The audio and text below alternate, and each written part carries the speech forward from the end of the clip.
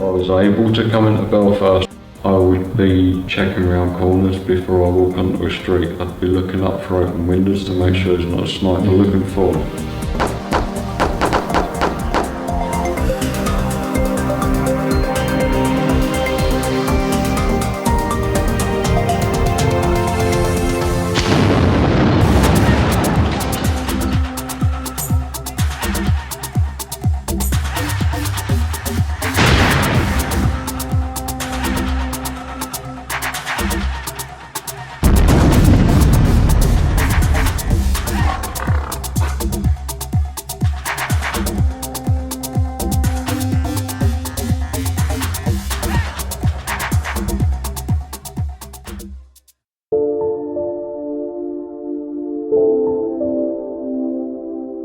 Belfast, a city plagued by 30 years of conflict and sectarian violence.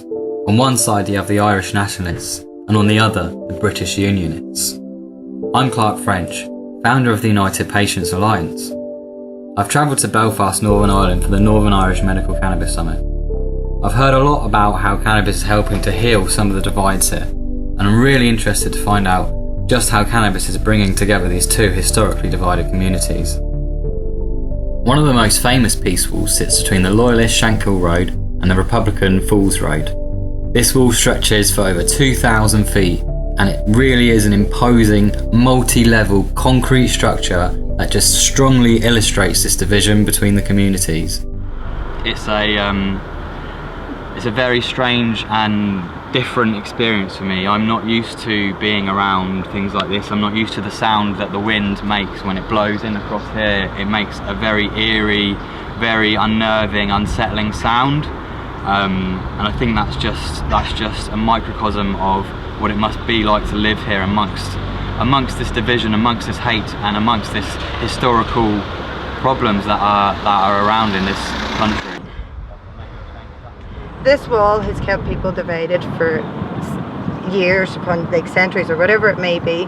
There's people on both sides that don't even know their communities, do you know what I mean, because of a wall that divides us, that has kept us divided. What cannabis does is brings them into something new, gives them a shared interest. It's something that everybody's feeling passion for, because as I say, everybody has somebody that's sick. Belfast is going through a cultural transformation. No longer are people forced to hide in the shadows. Patients are openly consuming cannabis as a medicine as it becomes more socially acceptable to do so. Not only that, but cannabis clubs and other groups are forming where none really existed just a few years ago. And as a result, not only has the quality of the cannabis improved, but also the quality of the information is improved too. These patient stories and seeing cannabis help people in need runs really deep in Northern Ireland. There's no doubt that the people that I spoke to from both communities are seeing the benefits, not only to their friends but to their family too. It's the morning of the conference and we're going to Queen's University for what promises to be a historic event. And it's the first time that I've really been able to take a break and let other people do the work and let go of the reins a little bit, and they've done such a fantastic job that they've really raised the bar, and I can't wait to go to the conference and see everything that's going to happen today. We're presenting the first Northern Irish Medicinal Cannabis Summit.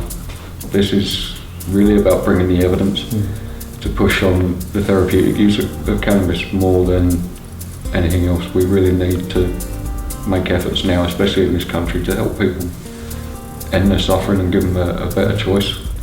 I am a musician by trade. That's what I do, with my normal life, but I got thrown into the cannabis activism world about 3 years ago whenever SISTA came to Northern Ireland. So today in Riddle Hall, Queen's University, we presented Northern Irish Medical Cannabis Summit. First of its kind. Groundbreaking, I've heard the word said a few times today, so I'm quite flattered at that myself. That's why we're here today. We're here to present it and to put a stamp on it and to let everyone know that it is going to happen. It's going to happen very soon, and Northern Ireland's as much a part of it as everywhere else is. Obviously, I spent 14 years in the British Armed Forces in the army when I first left school, and as a result of that service I have PTSD issues, so that was diagnosed about a year before I left the army. I don't use my story to try and get sympathy from the public, or because we all realise that where we are. We both just have a very similar attitude, and our backgrounds don't even come into it. It's what we're interested in. We look at each other as people. You know, I looked into his eyes, he looked into mine, and we seen good people, and we knew, oh, well, I want to be around good people, so that's what I'm going to do.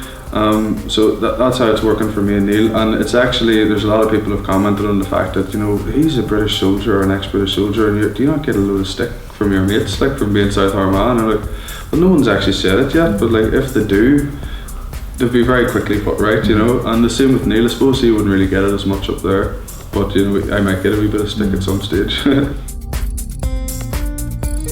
It's so apt that it's here that this is happening, because we all know the troubles that have happened in this place. We all know that this is a divided community. Even with the peace agreements, even with all of that, there's still a past that is hard to let go of for a lot of people, and we have to accept that. But we have to know, and we have to realise, and we have to see cannabis for what it is and what it is doing here, and it is building bridges between those divided communities. And I think it's so important that this event is happening here, and I think there's far-reaching lessons that we can learn from this.